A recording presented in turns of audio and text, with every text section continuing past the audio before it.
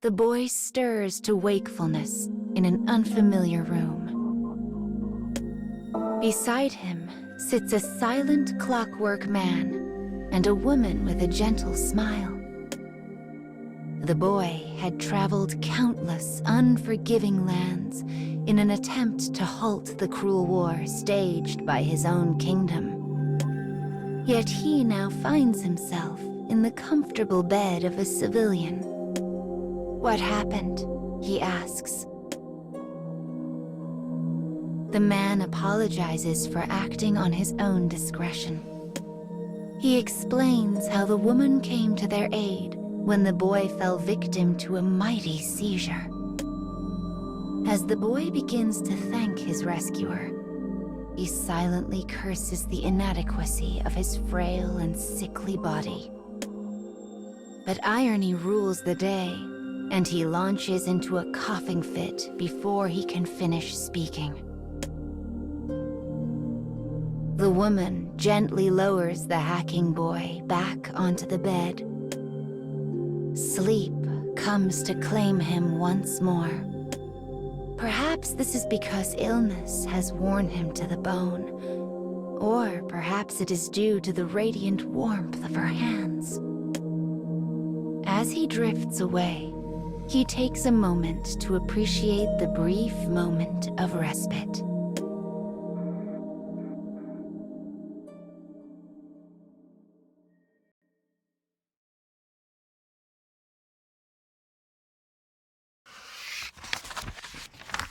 Several days have passed since the boy began his treatment in the woman's humble abode. He occasionally hears commotion erupt outside. The townsfolk talk of nothing save the war.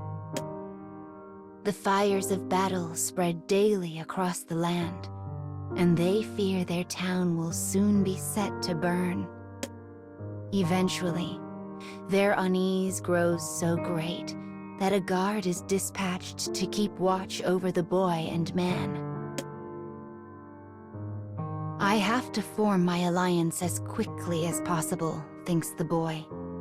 "I must forge a peace among these warring nations." Despite the boy's conviction, his weakened body fights him at every turn. Instead of helping the people, he finds himself increasingly reliant on their aid.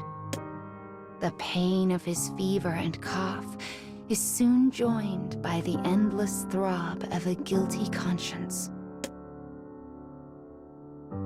The woman tends him briskly and efficiently. Despite the raging war, her words are soft and kind. Despite her abject poverty, her food is warm and hearty. The situation begins to remind the boy of his childhood. As his thoughts spin, they finally alight on a particular memory. One from his earliest days as a child. It is the face of his mother, a woman who departed this world long, long ago.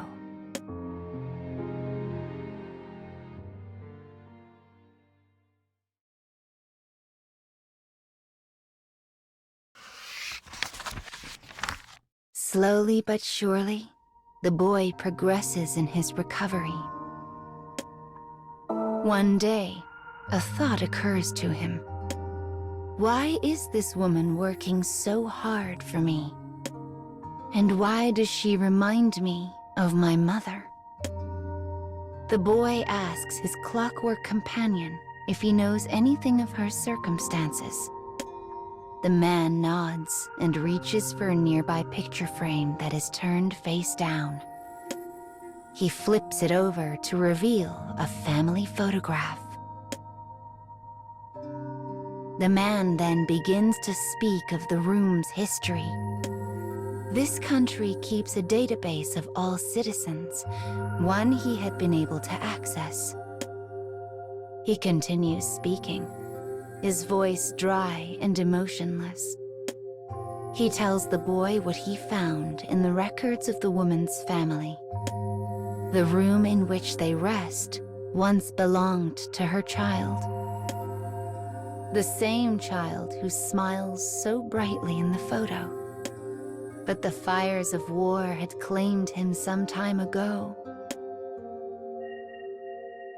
And just as the boy sensed his late mother in the woman, so too did she sense her late child in him. A time of respite, a woman's devotion, a veiled love. Pain shoots through the boy's heart, but it does not come from his illness. Instead, it comes from a realization that his own homeland is responsible for all of this.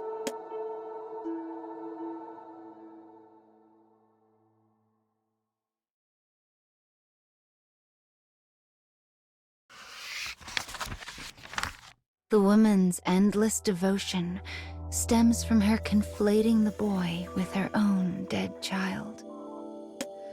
A child that was killed by the very war the boy's homeland had started. This truth lay heavily on the boy's heart. Enough, he says to the clockwork man. I can stay here no longer. He dresses himself and uses his staff to rise from the bed. As the man reaches to steady the boy, the distant rumble of cannon fire rings out. It is the sound of lives being lost. The familiar footsteps of tragedy march ever closer. They threaten to engulf the house at any moment. The woman suddenly leaps from her bed and rushes to the pair, begging them not to leave. Let me go, says the boy. I am not your son. I am from the kingdom, and royal blood flows in my veins. Shock breaks out across the woman's face before slowly morphing into hatred. It's your fault, she growls. Your fault. My son is dead, and it's all your fault. She lets forth an agonized howl, the pain of a mother tormented by an immutable past. Yes, replies the boy. I am responsible. He bows his head deeply. He knows he is the target of her hatred, and he knows that it is earned. As they abandon the house, the boy's fever spikes, and the pain threatens to blot out his consciousness. But he continues stumbling on. He will protect the woman and her house. He will stop the war. He will bear the burden of hate for as long as he must. That is why he walks on, and why he never looks back.